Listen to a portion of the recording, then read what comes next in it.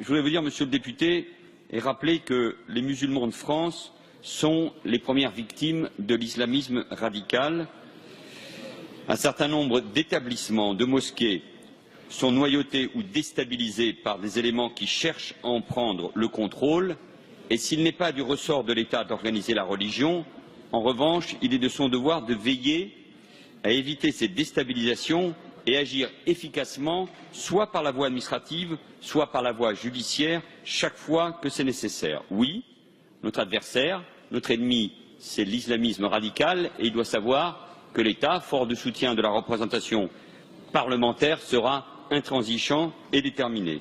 Et en même temps, je veux ici encore une nouvelle fois affirmer un message de soutien à nos compatriotes musulmans. L'État se doit agir contre l'islamisme radical, mais l'État a aussi un devoir de protection vis-à-vis de nos compatriotes et de nos concitoyens musulmans pour éviter les amalgames qu'on entend de l'autre côté de l'Atlantique, mais qu'on entend aussi dans notre pays. C'est ça la République, et je voulais le dire en ce jour d'anniversaire de la loi de 1905. Merci, Monsieur le Premier ministre.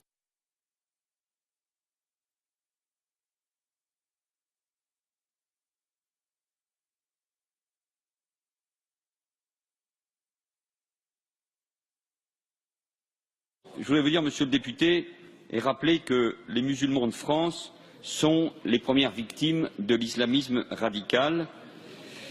Un certain nombre d'établissements, de mosquées, sont noyautés ou déstabilisés par des éléments qui cherchent à en prendre le contrôle, et s'il n'est pas du ressort de l'État d'organiser la religion, en revanche, il est de son devoir de veiller à éviter ces déstabilisations et agir efficacement, soit par la voie administrative, soit par la voie judiciaire, chaque fois que c'est nécessaire. Oui, notre adversaire, notre ennemi, c'est l'islamisme radical, et il doit savoir que l'État, fort de soutien de la représentation parlementaire, sera intransigeant et déterminé. Et en même temps, je veux ici encore une nouvelle fois affirmer un message de soutien à nos compatriotes musulmans. L'État se doit agir contre l'islamisme radical, mais l'État a aussi un devoir de protection vis-à-vis de nos compatriotes et de nos concitoyens musulmans pour éviter les amalgames qu'on entend de l'autre côté de l'Atlantique, mais qu'on entend aussi dans notre pays. C'est ça la République, et je voulais le dire en ce jour d'anniversaire de la loi de 1905.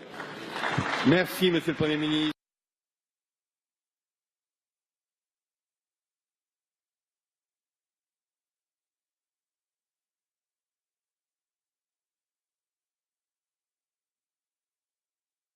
Je voulais vous dire, monsieur le député, et rappeler que les musulmans de France sont les premières victimes de l'islamisme radical.